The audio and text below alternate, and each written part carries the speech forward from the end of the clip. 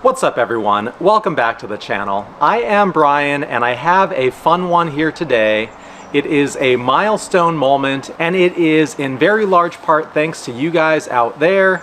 This channel has been monetized successfully to the tune of $1,000, and so I thought it would be a good time to show you a peek behind the curtain and let you see kind of what it took to get here and give some retrospective thoughts on the whole process and whether or not it was worth it, where we go from here. So let's take a look at the YouTube Analytics app to see what's going on. Presently, I have got 2,277 subscribers, and let's jump into the revenue. The analytics, by the way, are incredibly impressive. So if we go to the revenue, we can see lifetime earnings, $1,001.11, and the channel was started in mid-2020. This was COVID days. I was bored out of my mind. I personally really enjoy writing, and I thought, you know what, let's get into a video format medium because that's kind of where society in general is headed. Let's just have this to cut my teeth and do something fun. Really, it was just meant as an outlet for me. But as time progressed and the subscriber count grew, we ultimately reached the point of monetization. Now, monetization with YouTube at the time required 1,000 subscribers and 4,000 hours of watch time. I hit the 4,000 hours of watch time well before I hit the 1,000 subscribers.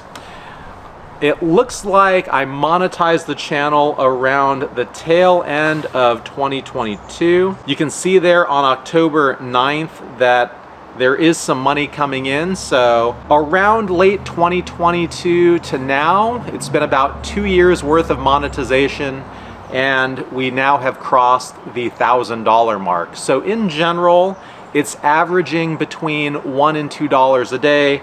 And you can see here there are some spikes as high as $12.60, some days north of $5, but for the most part, it is between $1 and $2 a day worth of monetization.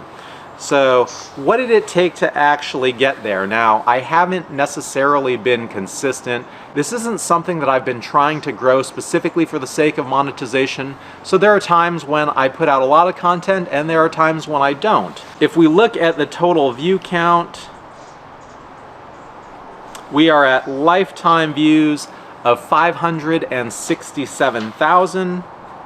If we look at the total watch hours, we are at lifetime watch hours of 24,646. So divide by 24 hours, that's roughly 1,000 days of watch time.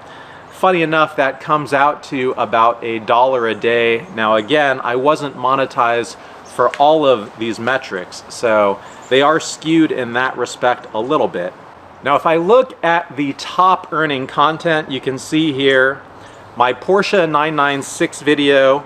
It's got a little over 28,000 views. And again, this is a video that was not monetized for the whole duration, but high level, you can see a video with 28,000 views, a lot of success, relatively speaking, for a channel of my size, has only made $85. Now, on the one hand, that's a lot of money to make for something that's just kind of a hobbyist for fun, but you can see how you're not going to be quitting your day job at all with numbers like these. And that is my most successful video.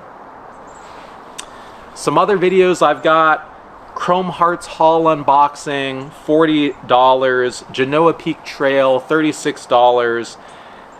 And those are the highlights. So the best videos are doing between $20 and $40. Most of them, I'm lucky to break a couple of bucks. And every one of these videos in general can take a couple hours minimum to make. So relative to my software engineering salary, again, the monetization of YouTube just doesn't make any sense. If you're in this for the money, unless you've got a team, unless you're intentional about exponential growth, it's just not worth it if money is all that you care about. Now, that being said, I do have some retrospective thoughts on the whole process and what my intent here really is. When I started this channel, I had intended for it to be a channel about financial advice. I have a lot of insights in that respect that I think would be incredibly valuable to people out there. But I realized very quickly, especially with a software engineering background, that in this ecosystem, you really are up against an algorithm. You can have the best advice in the world, but if you don't have a podium to speak from, if you don't have eyes and ears paying attention, it's really a case of if a tree falls in the wood, does anyone hear it?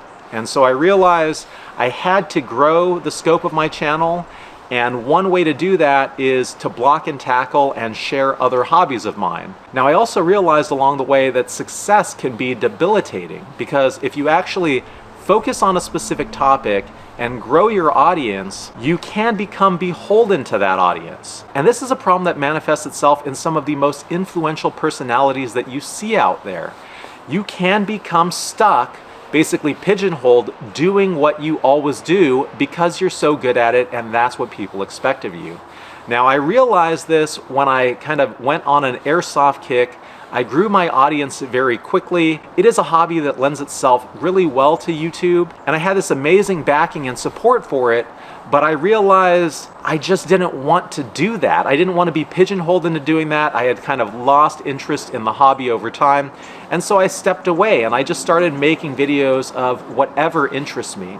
And I watched my channel really take a huge step backwards in terms of the number of subscribers when I did that, but that was a personal decision by me because I want this channel to be an outlet for myself, for the things that interest me, and I want you to tune in because you're interested in the things that I might have to say for me, not because of the topics I cover necessarily. And I've stuck with it, and you can see that this channel is a smorgasbord of a bunch of stuff, and some things resonate with some groups of people, and it's been a challenge to really kind of get a focused audience. But I will say, at this stage in the game, the subscriber count just keeps going up. Now, it's a small success. 2,000 subscribers is not necessarily, a huge benchmark or anything to hang my hat on. But one thing I love about YouTube and this in general is that the potential is uncapped. And a mindset of mine really is thinking in terms of orders of magnitude. So, 1 subscriber, great. 10, 100, wonderful. 1,000, incredible. 1,000 means you can get to 10,000. Just like $100 means you can get to $1,000 means you can get to $10,000. And so I'm just constantly looking forward and grinding away. And I love that there really is no ceiling to the potential for where this can go. Now, the other piece of this puzzle that ties into finances is $1,000. $1,000 doesn't sound like much, except I also have a young one. She is now 19 months old, and I've moved all of the funds, all of the proceeds from this channel into her savings account, and then in the most recent video about a month and a half ago, I moved that along with some other birthday funds that she had been given, $2,000 total, into a self-directed brokerage account in her name, and that account now has $8,500 in it.